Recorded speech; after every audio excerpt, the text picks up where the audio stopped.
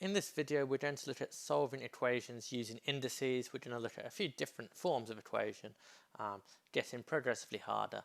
You'll have to have some knowledge of index laws in order to look at this.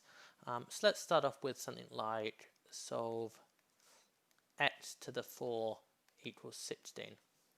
So here it's x to the power of 4. So actually solving this is fairly straightforward. All we do is we take the fourth root of both sides. So this solution is simply x is the fourth root of 16.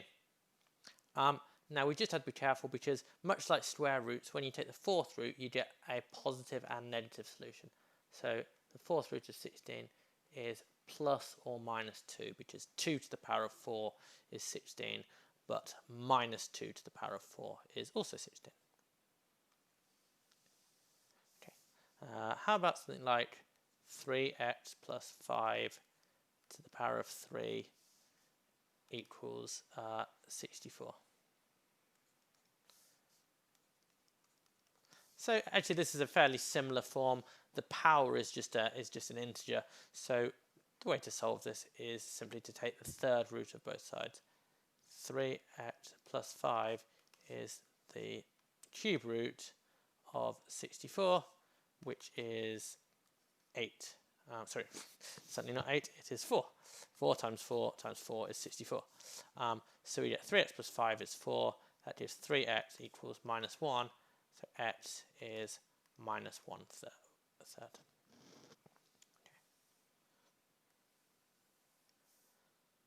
Solve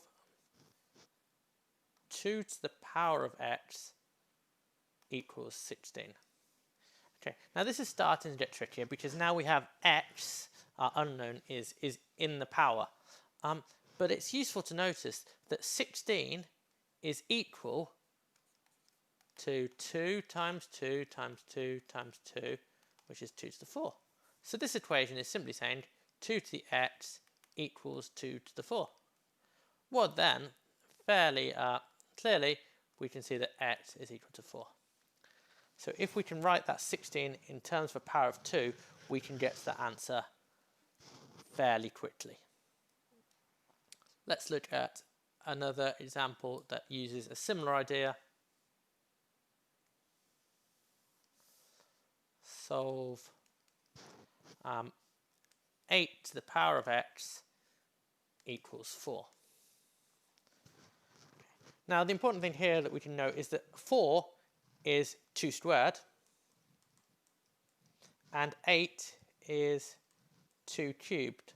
So both of these numbers can actually be written as powers of 2. 8 is 2 cubed and 4 is 2 squared. So we get that 2 to the power of 3 to the power of x is 2 squared. Now if we know our index laws for power of power, this left hand side is the same as 2 to the power of 3x. When we have the power of a power, we multiply the powers. 3 times x is 3x. So 2 to the 3x is 2 squared. And now again, just matching up powers, we get 3x equals 2 and x equals 2/3. Okay, another example along the same lines. Solve 25 to the 3x minus 1. Sorry, let's do 25 to the 3x plus 1 is equal to 0.2. Okay, we're going to use the same idea as before, but by seeing what's sort of similar between this 25 and this 0.2. Well, 25 is 5 squared. Okay. And 0.2 is the same as a fifth, which again, if you know your index laws, is the same as 5 to the power of minus 1. So we're just going to write everything in terms of 5s. So 25 is 5 squared.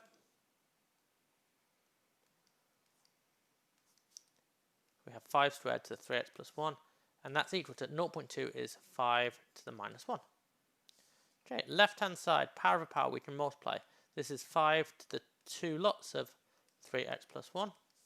That's equal to 5 to the minus 1. Okay, and now just matching up the powers, we get 2 lots of 3x plus 1 equals minus 1. That gives 6x plus 2 equals minus 1. 6x equals minus 3. X equals minus 0.5.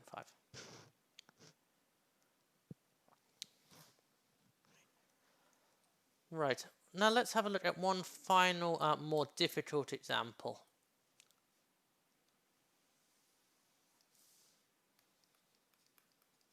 Solve 3 to the power of 4x plus 2 equals 2 to the power of 5x.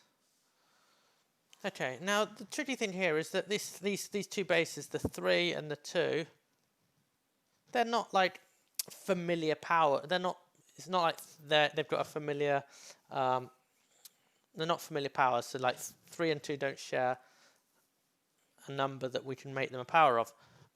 So we have to use. Well, we don't. We have to use in this case logarithms. So if you haven't studied logarithms already, then do have a look at the other videos on this channel about logarithms. But the point is that for a more difficult example like this, we have to take logarithms of both sides. So if we take logarithms of both sides, we get log 3 to the 4x plus 2 equals log 2 to the 5x. Now, using rules of logarithms, we can bring the power in front of the logarithm. So this is the same as 4x plus 2 log 3 equals 5x log 2. Let's multiply out the left-hand side. We get 4x log 3 plus 2 log 3 equals 5x log 2.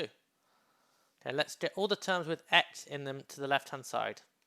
4x log 3 minus 5x log 2 equals 2 log 3. Let's factorize the left-hand side, take out x as a factor.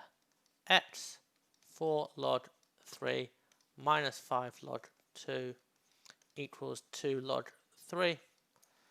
Okay, and now let's divide both sides by 4 log 3 minus 5 log 2.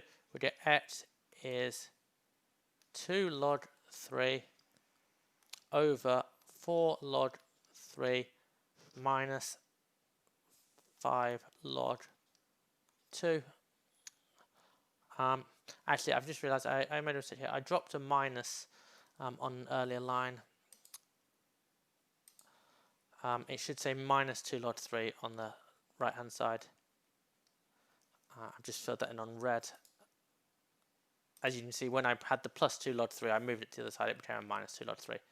This is now minus 2 log 3 over 4 log 3 minus 5 log 2. And you can just plug this into your calculator now and you get an answer of 2.366 to 3 decimal places.